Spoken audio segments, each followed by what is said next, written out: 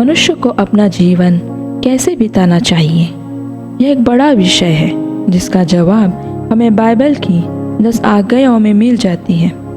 परमेश्वर ने मूसा को 10 आज्ञाएं दी थी कि मनुष्य को अपने जीवन काल में किस तरीके का व्यवहार करना चाहिए। मनुष्य का मन तो चंचल है, कभी इस बात पे ध्यान लगाता है तो कभी उस बात पे। मनुष्य को तो परमेश्वर ने ही बनाया है, परंतु शैतान ही एक है जो हमें परमेश्वर के मार्ग से भटकाता है। बुद्धिमान हमेशा अच्छे बुरे का भेद जानकर कदम उठाता है, परंतु मूर्ख ऐसा नहीं है। उसे जहाँ जाने के लिए कहे वह वही चला जाता है। शैतान किसी भी रूप में आकर कह दे कि जा, उस और चीज जो है उसमें परमेश्वर है, वही तेरा उद्धार करेंगे, पर मूर्ख वैसा ही करता है। ऐसी परिस्थिति से बचने के लिए हमारे यहोवा ने हमें 10 आज्ञाएं दी हैं, जिन्हें अपने जीवन में लाने से हमारा जीवन सफल हो जाएगा और हमें आत्मिक ज्ञान की प्राप्ति होगी। यहोवा की पहली आज्ञा है परमेश्वर के अतिरिक्त किसी अन्य देवता की पूजा न करना। यह पहली और महत्वपूर्ण आज्ञा है जिसका पालन करना अनिवार्य है। हमें जीवन देने वाला परमेश्वर महान और शक्तिशाली है। उनके अतिरिक्त किसी भी अन्य देवता की आराधना नहीं करनी चाहिए, क्योंकि यह पाप है और यह वह पापी से घृणा करता है, और जो पाप करता है उसे उसका फल भुगतना पड़ता है। यहोवा सच्चा है, इसलिए यहोवा के अलावा अन्य देवों का स्थान हमारे जीवन में न लाना, तो आप बुद्धिमान ही साबित होंगे।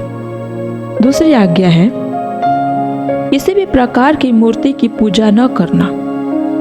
अपने लिए कोई मूर्ति खोद कर न बनाना, न किसी की प्रतिमा बनाना जो आकाश में या पृथ्वी पर या पृथ्वी के जल में हो। उनको कभी भी दंडवत न करना।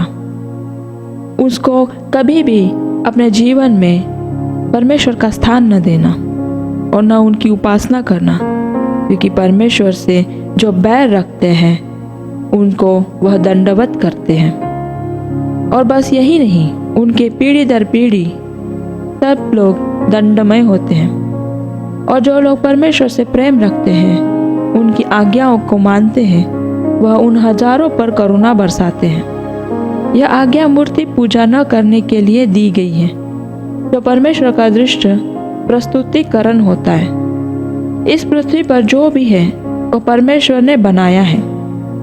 उन्हीं चीजों से मूर्ति बनाकर पूजा करना यह परमेश्वर के खिलाफ जाना है।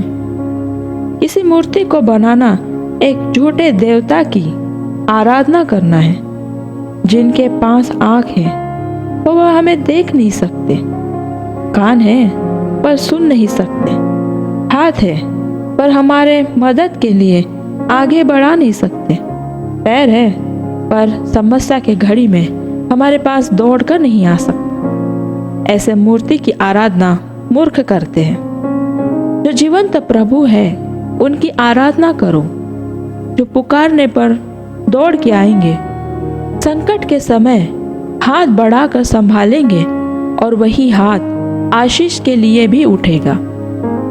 इसलिए बुद्धिमान की तरह जीवन बिताओ और मूर्ति बनाकर उसको परमेश्वर मत मानो।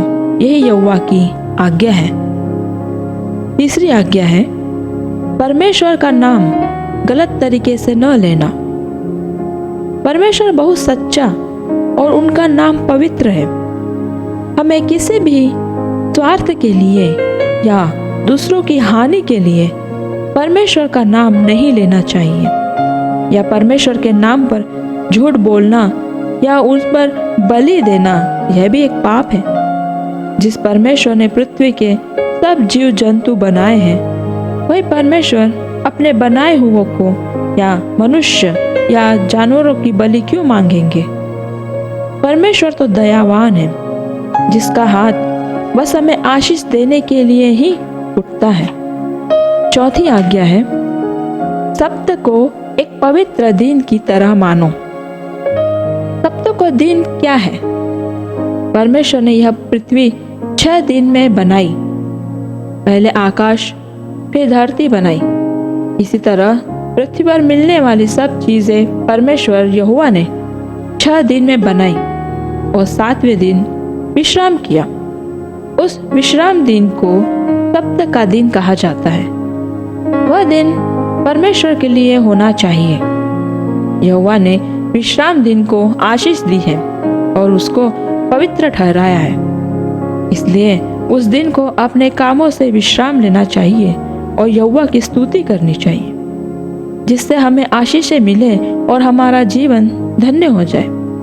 पूरी दुनिया में 6 दिन काम करने के बाद एक दिन विश्राम मिलता है। वह दिन यहोवा को समर्पण करो ताकि आशीषें मिले और हमारी पीढ़ी दर पीढ़ी सब लोग धन्य हो जाए। 5वीं आज्ञा है, अपने माता और पिता का आदर करो। यह आज्ञा कितनी अच्छी है। अपने माता और पिता का आदर करो। परमेश्वर ने हमें जीवन दिया है और हमारे माता पिता हमें इस दुनिया में संभालते हैं। जब छोटे रहते हैं तब हर गलती पर माता पिता हमें माफ करते हैं और हमारी हर जरूरत की चीजें हमें ला कर देते हैं, भोजन भी खिलाते हैं, और जब हम बीमार हो जाते हैं तो रात भर जागकर हमारी सेवा भी करते हैं। दुख तकलीफे में हमें संभालते हैं। फिर क्यों बच्चे बड़े होने के बाद माता पिता को भूल जाते हैं? बूढ़े होने पर क्यों वह हमें बोझ जैसे लगते हैं? उनसे छुटकारा पाने के लिए रात दिन प्रयत्न करते रहेंगे। क्यों? क्योंकि हमारे लिए उठाए हुए दुख तकलीफें हम भूल जाते हैं। ऐसा मत करो। ये आज्ञा परमेश्वर देते हैं। जो अपने माता और पिता की सेवा नहीं कर सकता वह परम पिता परमेश्वर की आराधना क्या करेगा? परमेश्वर हमारी रक्षा के लिए और मदद के लिए ही माता पिता को बनाया है, इसलिए उनका आदर करो। बाकी के रिश्ते तो हमें बहुत मिल जाएंगे, परंतु माता पिता हमें नहीं मिलेंगे, इसलिए उनका आदर करो और यह सेवा हमें स्वर्ग में स्थान दिलाती है। 6वीं आज्ञा है, किसी की हत्या न करना। यह आज्ञा परमेश्वर की ओर से है कि किसी भी अन्य व्यक्ति की हत्या न करना। तब मनुष्य को परमेश्वर यहोवा ने बनाया है, तो किसी की भी अधिकार नहीं है कि किसी और की हत्या करे।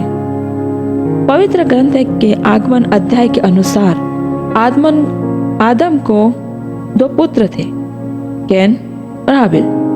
जिसमें कैन बड़ा पुत्र था, इसलिए उसे खेती करने का काम दिया गया, और हाबिल छोटा होने के कारण भेड़ चढ़ाया करता था। परंतु कैन को यह सब ठीक नहीं लगता था कि उसका छोटा भाई बिना मेहनत किए आराम से रहे।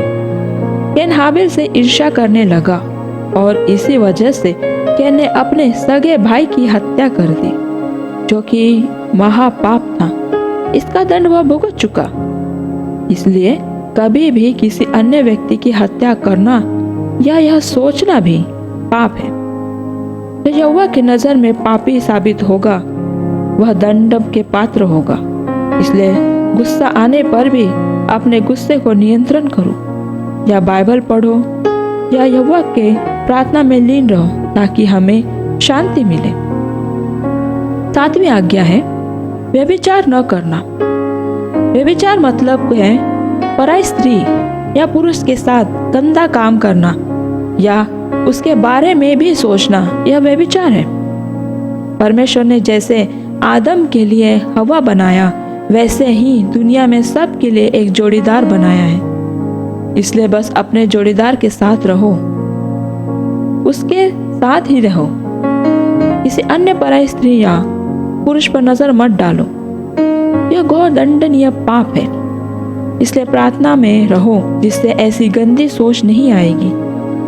शैतान इसी के जरिए हमारे मन के साथ खेलता है और हमें पाप का भागीदार बनाता है। दूर रहो ऐसी चीजों से।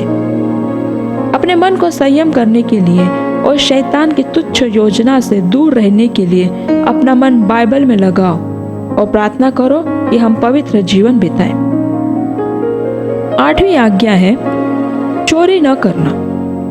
किसी भी अन्य व्यक्ति की चीजें बिना बताए लेना यह चोरी कहलाता है। चाहे वह धन हो या स्त्री या पुरुष, यह भी चोरी कहलाता है।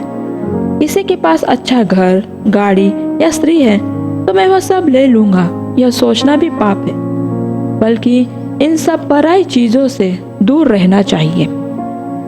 परमेश्वर ने हर व्यक्ति को सही सही आशीषें दी हैं। अगर हमें कुछ नहीं मिला तो इसका मतलब यह नहीं कि हम वह चीज किसी से बिना बताए या चोरी करके ले ले। यह तो पाप है। इस तरीके का काम गलत है, बल्कि हमें प्रार्थना करनी चाहिए कि ऐसी आशीष से हमें और उस मिलने वाले व्यक्ति के लिए प्रार्थना करें कि उनके जरिए हमें भी वह आशीष से मिले, जिससे यहोवा हमारी प्रार्थना सुनेगा और हमें भी संपूर्ण आशीष से मिलेगी। मोह मत रखना, यह सही नहीं। परमेश्वर का नाम लेते जा, क्योंकि उनका काम ही महान है। 9वीं आज्ञा है, झूठी साक्षी न देना। एक बार की बात है, एक जंगल में 2 दोस्त गए। वहाँ उन्होंने एक सुंदर घोड़ा देखा। उसमें से एक दोस्त ने वह घोड़ा वहाँ से चुरा लिया, फिर वहाँ से जाने लगा। तभी एक शिकारी को देखते वो रुक गया और सामने से वही घोड़े का मालिक आ रहा था। और उस मालिक ने घोड़े को देखा कि वह दूसरा दोस्त उनको लेके जा रहा है, तो उसके मालिक ने पूछा, ये मेरा घोड़ा है, क्यों लेके जा रहा है? तो दूसरे दोस्त ने कहा, इसे मैंने नहीं लेके जा रहा, वो दूसरा जो शिकारी है वो लेके जा रहा था, इसलिए मैंने उसे छुड़ाया है। मालिक ने कहा, तू झूठ बोल रहा है। तो दूसरे दोस्त ने कहा, नहीं, आप रुको, मैं अपने दोस्तों को लेके आता हूँ और वो आपको हमारी गवाही देगा। दोनों दोस्त वहाँ पे आते हैं और दोनों एक साथ कहते हैं कि यह घोड़ा वो शिकारी ने चुराया है, यह मेरा घोड़ा है, तुम यहाँ पे क्यों चोरी करके लेके जा रहे हो? फिर से उन्होंने कहा। दोनों दोस्त ने फिर से झूठी साक्षी दी कि नहीं, वो जो शिकारी है वही चुरा के लेके जा रहा था। अब सोचिए इसका क्या परिणाम होगा। जो हमने किया या दूसरों ने किया, बस अपने मतलब के लिए किसी अन्य पर उसका झूठ डाल देना, यह झूठी साक्षी कहलाएगा। वह निर्दोष है, यह जानते हुए भी उसके ऊपर झूठी बात बोलना, यह पाप है। इसलिए यहोवा ने आज्ञा दी है कि किसी भी निर्दोष को फंसाने के लिए उसके खिलाफ झूठी साक्षी न देना। 10वीं और अंतिम आज्ञा है, पड़ोसी की चीजों पर नजर न डालना। अपने पड़ोसी की चीजों पर नजर कभी न रखना। परमेश्वर हमें जो देते हैं उसे हमारा हिस्सा समझकर लेना चाहिए। यह तो 10 आज्ञा परमेश्वर ने मूसा के द्वारा दी थी, जिनका पालन करने से जीवन धन्य हो जाएगा और शांति की प्राप्ति होगी। यही वह आज्ञाएं हैं जिनसे हमें सही जीवन बिताने के बारे में पता चलता है। इसलिए इन आज्ञाओं को मानो और यहोवा के निर्देश में जीवन बिताओ। आमीन।